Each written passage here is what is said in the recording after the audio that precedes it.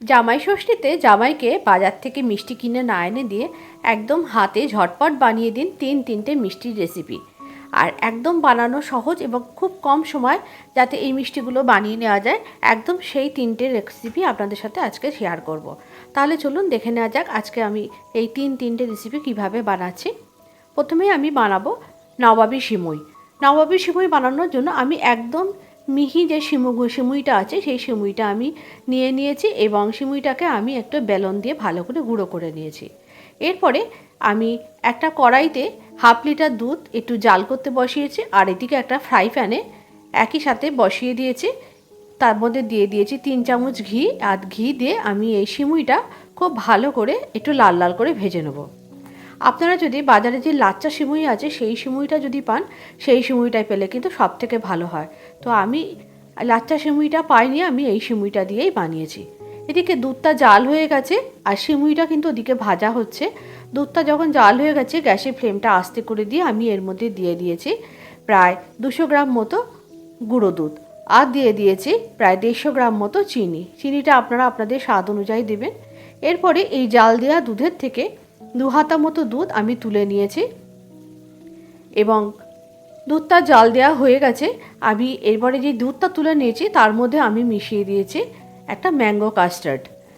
আপনারা যে কোনো ফ্লেভারের কাস্টার্ড মেশাতে পারেন এবং এই কাস্টার্ডটা খুব ভালো করে দুধের সাথে গুলে নেওয়ার পর আমি যে কড়ার মধ্যে জাল দেওয়া যে দুধ তার মধ্যে দিয়ে দিয়েছি। দিয়ে খুব ভালো করে নাড়াচাড়া করে নিয়েছি। এই সময় কিন্তু অনবরত নাড়তে হবে, তা নয়তো কিন্তু তলায় লেগে যেতে পারে। দেখুন দুধটা কিন্তু একদম ঘন হয়ে গেছে। এরপরে গ্যাসের ফ্লেমটা বন্ধ করে দিয়েছি। এরপরে আমি কিছু ড্রাই ফ্রুটস রেডি করে নেব। তার জন্য আমি নিয়ে নিয়েছি কিছু পেস্তা, একটু আলমন্ড, একটু কাজু, একটু কিশমিশ। আপনারা আপনাদের পছন্দ মতো যে কোনো ধরনের ড্রাই ফ্রুটস কিন্তু এখানে ব্যবহার করতে পারেন।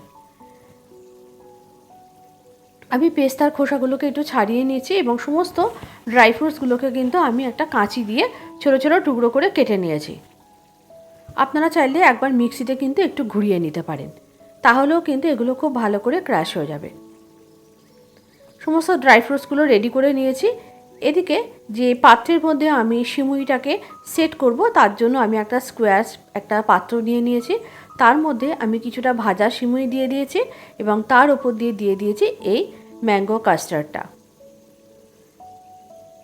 একটু চেপে চেপে দেবেন, তাহলে কিন্তু জিনিসটা খুব ভালো সেট হবে। ম্যাঙ্গো কাস্টার্ডটা দেওয়ার পর আমি এর ওপরে লেয়ারে দিয়েছি কিন্তু আবার একটু ভাজা সিমুই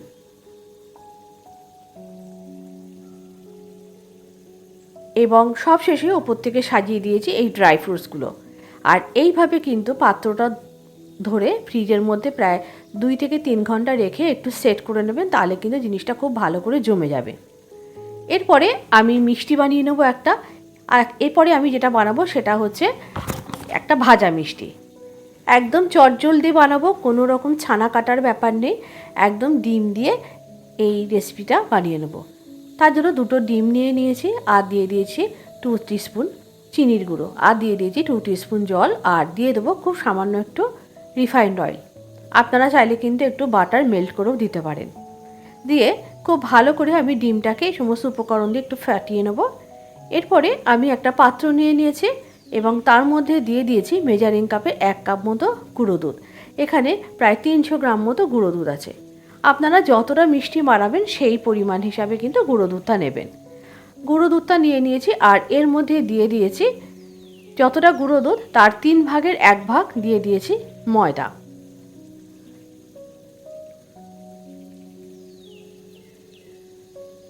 দিয়ে গুঁড়ো দুধ এবং ময়দা খুব ভালো করে মিশিয়ে নিয়েছি। মিশিয়ে নেওয়ার পর এর মধ্যে দিয়ে দিয়েছি একটু বেকিং পাউডার, এই 1/2 টিস্পুন মতো বেকিং পাউডার দিলেই হবে। দিয়ে সমস্ত উপকরণ খুব ভালো করে মিশিয়ে নেওয়ার পর এর মধ্যে আমি যে ডিমের একটা মিশ্রণ বানিয়ে রেখেছি সেইটা দিয়ে আমি এই ব্যাটারটা ভালো করে আমি মিশিয়ে নেব। আর দিয়ে দিয়েছি অল্প একটু ঘি।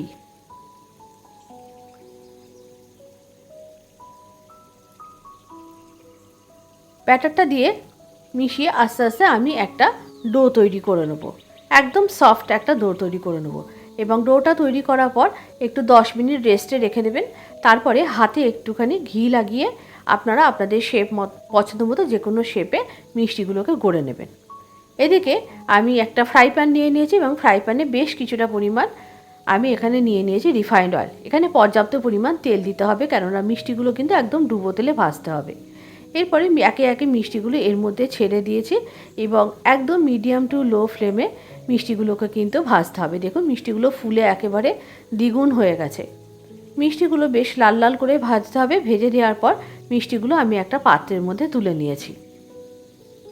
এদিকে কড়াইতে আমি একটা চিনির সিরাপ বানিয়ে নিয়েছি। তার জন্য আমি এখানে দিয়ে দিয়েছিলাম 2 কাপ চিনি আর তার জন্য দিয়ে দিয়েছিলাম 3 কাপ জল। দিয়ে চিনির সিরাটা কিন্তু শুধুমাত্র চিনিটাকে একটু গলিয়ে নিলেই হবে, চিনির সিরাটা বেশি ফোটানোর দরকার নেই।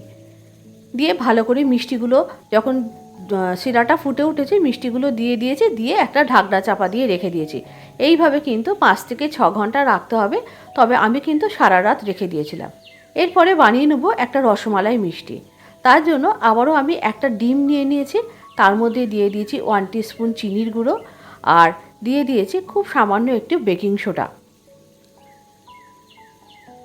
আর দিয়ে দিয়েছি 1 টিস্পুন জল আর খুব সামান্য একটু রিফাইন্ড অয়েল। এখানেও কিন্তু আপনারা পছন্দ করলে কিন্তু একটু মেল্ট করে দেওয়া বাটার দিতে পারেন। দিয়ে আমি এই ডিমটাকে খুব ভালো করে ফেটিয়ে নিয়েছি। এরপরে আমি আবার একটা মেজারিং কাপ নিয়ে নিয়েছি। মেজারিং কাপে 1 কাপ আমি এখানে নিয়ে নিয়েছি গুঁড়ো দুধ। এখানেও কিন্তু 300 গ্রাম গুঁড়ো দুধই আছে এবং অল্প একটুখানি ঘি দিয়ে দিয়েছি। দিয়ে খুব ভালো করে মিশিয়ে নিয়ে এর মধ্যে আমি দিয়ে দিয়েছি এই ডিমের গোলাটা। দিয়ে ভালো করে হাত দিয়ে কিন্তু মিশিয়ে আমি একটা ডো তৈরি করে নিয়েছি, একদম একটা সফট ডো। এবং ডোটাকে কিন্তু 10 মিনিট একটু রেস্টে রেখে দেবেন।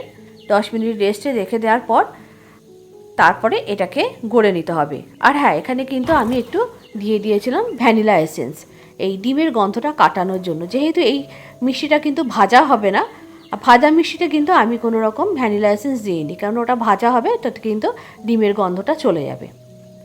এইভাবে রেখে দিয়েছি 10 মিনিট। এরপরে আমি একটা পাত্র নিয়ে নিয়েছি, তার মধ্যে নিয়ে নিয়েছি 4 টেবিল স্পুন মতো গুঁড়ো দুধ আর 1 টেবিল স্পুন নিয়ে নিয়েছি একটু কর্নফ্লাওয়ার।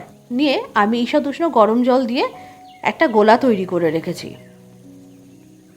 এরপরে আমি একটা ফ্রাই প্যানের মধ্যে 1/2 লিটার দুধ নিয়ে নিয়েছি এবং তার মধ্যে দিয়ে দিয়েছি 2 কাপ মতো ঈষৎ উষ্ণ গরম জল। দুধটা যখন ভালো করে ফুটে উঠেছে তখন আমি এর মধ্যে দিয়ে দিয়েছি 1 কাপ মতো চিনি। মিষ্টিটা আপনারা আপনাদের পছন্দ মতো দেবেন। আর দিয়ে দিয়েছি একটু এলাচের গুঁড়ো। এদিকে দুধটা জাল হচ্ছে আর এদিকে কিন্তু সেই ডোটা কিন্তু রেডি হয়ে গেছে, সেট হয়ে গেছে একদম। এরপরে আমি হাতে অল্প একটু ঘি লাগিয়ে নিয়েছি এবং ঘি লাগিয়ে নিয়ে আমি কিন্তু এই রসমালাই মিষ্টিগুলো একে একে গড়ে নিয়েছি। মিষ্টিগুলো দেখুন গড়ে নেওয়া হয়ে গেছে। এদিকে দুধটাও কিন্তু ফুটে উঠেছে। এই সময় আমি এর মধ্যে একে একে মিষ্টিগুলো ছেড়ে দিয়েছি। মিষ্টিগুলো কিন্তু মিডিয়াম টু লো ফ্লেমে খুব ভালো করে বারবার জাল দিয়ে নিতে হবে এবং একটা ঢাকনা চাপা দিয়ে দিতে হবে। ঢাকনা চাপা দিয়ে যখন ফুটে উঠবে তখনই ঢাকনাটা সরিয়ে দিতে হবে, আবার বন্ধ করতে হবে, আবার ঢাকনা দিতে হবে। এই করে করে কিন্তু মিষ্টিগুলোকে খুব ভালো করে জাল দিতে হবে। মিষ্টিগুলো যখন দেখুন ফুলে একেবারে দ্বিগুণ হয়ে গেছে, এই সময় কিন্তু আমি এর মধ্যে যে দুধ এবং কর্নফ্লাওয়ারের যে স্ল্যারিটা গড়ে রেখেছিলাম সেইটা কিন্তু দিয়ে দিয়েছি। মিষ্টিগুলো এভাবে তৈরি করে নেওয়ার পর কিন্তু আমি সারা রাত রেখে দিয়েছিলাম। সমস্ত মিষ্টি রেডি হয়ে গেছে। মিষ্টিগুলো এরপরে আমি একটা বোলের মধ্যে সার্ভ করে নিচ্ছি। আজকের রেসিপিগুলো আপনাদের কেমন লাগলো অবশ্যই একটু কমেন্ট করে জানাবেন। আর জামাইকে কিন্তু জামাই ষষ্ঠীতে এরকম মিষ্টি বানিয়ে অবশ্যই খাওয়াবেন। একদম চটজলদি এবং বানাতে কিন্তু বিশ্বাস করুন একদমই খুব কম সময় লাগবে। টোটাল সব মিষ্টিগুলো কিন্তু একটু 2 ঘন্টা সময় হলে কিন্তু বানানো হয়ে যাবে। আর তারপরে তো রেস্টে রেখে দিলেই হলো। রেসিপিগুলো আপনারা অবশ্যই বাড়িতে ট্রাই করবেন আর কমেন্ট বক্সে অবশ্যই জানাবেন রেসিপিগুলো আপনাদের কেমন লাগলো। আজকে এই পর্যন্ত, আবারও দেখা হবে পরবর্তী ভিডিওতে আর একটা নতুন কোনো রেসিপির সাথে।